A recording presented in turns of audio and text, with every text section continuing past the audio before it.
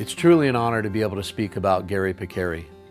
Gary Pykare was one of those individuals that left an indelible impression on the Phoenix Fire Department and our organization. Gary was hired in 1964 at just 23 years old. He was an incredible firefighter, respected and admired. He was compassionate, he had true grit. Everywhere he went, people just wanted to be around him. He was really somebody that everyone on the Phoenix Fire Department aspired to be like. He left so many messages for us to follow. Live your interview, and those types of phrases that we still utilize today. The same questions were asked back in those days. Why do you want to be a firefighter? And what will you do to give back to this organization and make the community better? Gary Pykare was diagnosed with cancer just 13 years after he was hired at age 36. The doctors told Gary he had less than a 50-50 chance to live an additional 5 years, and in true Gary Pykare form, he lived another 18, fighting, kicking, biting, scratching every single day so that he could give back just a little bit more to our family. And he did so in remarkable form. His natural capabilities and characteristics fit into what we hired he and every other firefighter to do, and that was and still is, plain and simple, to fight. When there is a problem, they call you, you pack up, hit the road, size up what's going on, you get in between the problem and who and what you're going to save, and you don't run away. Where and how this occurs defines us as firefighters more than any other single thing. It always has, it always will. Anyone who was around Gary for very long could identify a very special set of things about him that emerged from that basic fire street definition. What you could see pretty quickly was he was very smart and very capable. He kept his promise to his team, to those he protected, and to himself. He cared how people were treated.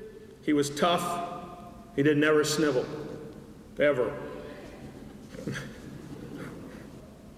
He spent an incredible amount of time and energy being a safety net, holding people up, being there when they slipped, and keeping them from completely falling. A great guy, nice man, tougher than nails, a voice of reason, a heck of a truckee and a fire officer, a union leader, a tremendous companion, and a friend. And the difficult part of having someone as special as Gary in our lives is dealing with the sadness of someday losing him. We talked towards the end about what he wanted to do and you know, what did he want me to do and everybody else. He did ask me to say something for him, and because he was involved in the hiring of so many people, and he was involved in affecting so many people's lives. So he asked me to ask you to remember when you went in for your oral interview, to remember what you told him in the oral interview in terms of what kind of a firefighter you would be. And he asked me to tell you that he's going to be looking, because Gary won't be denied, and that you have an obligation to live the rest of your career the way you told him you were going to be in the oral interview. That you owe that to him.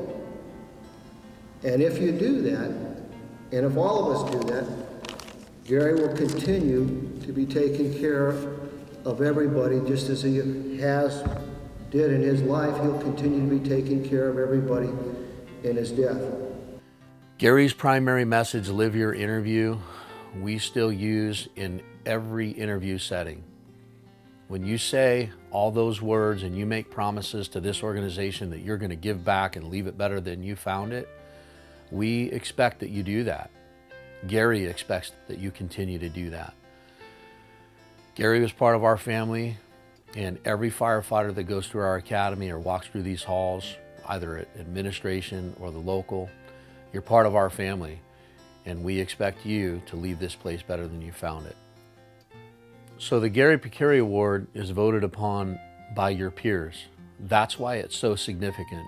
The folks that you were out on a grinder with every single day, day in and day out, for the entire 12, 13-week span of the academy, you're giving back. You are selfless. That's the acknowledgement that that award represents, that you're willing to do more for others than you are for yourself. And that's something that you should be proud of. Your beginnings make you what you are. In the beginning, he fought in the street to help, to save, to do his best. He then fought for us to make things better. Gary fought cancer so well once again because of who and what he was. He fought cancer like he fought fire. He didn't let it scare him. He took care of his guys.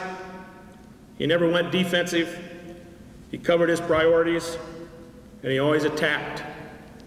Gary lived like what he was, an old-time firefighter who tillered ladder 1, and that's as good as it gets for a Phoenix firefighter.